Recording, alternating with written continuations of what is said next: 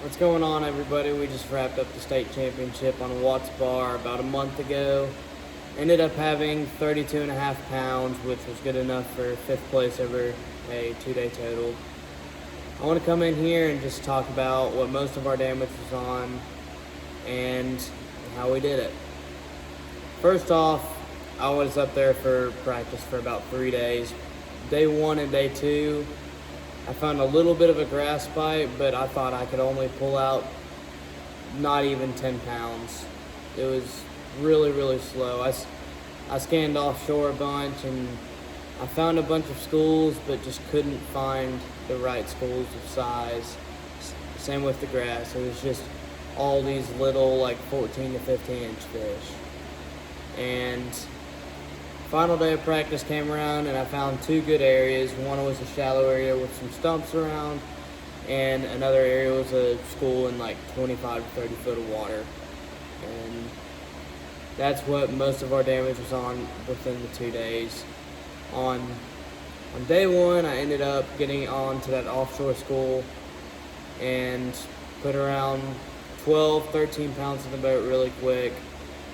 And it was a grind for most of the day until I hit my shallow stumps during like 3 or 4 times that day, and ended up only being able to get 1 fish, which was a good one. It was a 4-pounder, but it was pretty tough. I believe we were in 14th place going into day 2, and started day 2, we got to our first spot and there was just fish floating everywhere. And there's bait on top, fish were just murking the bait. You would see them blowing up left and right. We ended up, within the first hour, catching 16 and a half pounds. And after that, we went to our shallow stumps again and caught 2 more 3.5s. That put us right at 18 pounds for the day. And that ended us up in 5th place overall in the state championship. But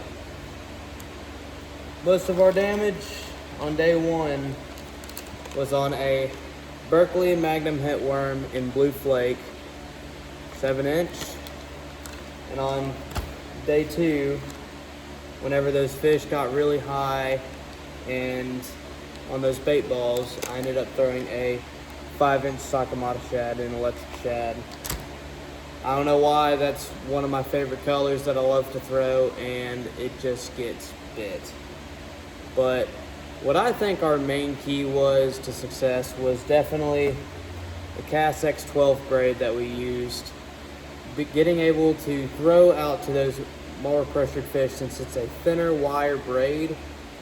It's like 12-pound labeled, but it's actually like the diameter is maybe 6 to 8, and I'm able to cast that braid out to 120, 130 feet in front of the boat, and most fish don't see a bait from that far away, and that's what mostly gets most of my bites during that tournament. But all in all, it was a great tournament, and I can't wait to go back to Watts Bar. It was a great fishery. It's slowly starting to come up. It was on a slope for a little bit, but it's finally coming back up, and it's a great time. Can't wait to do it again.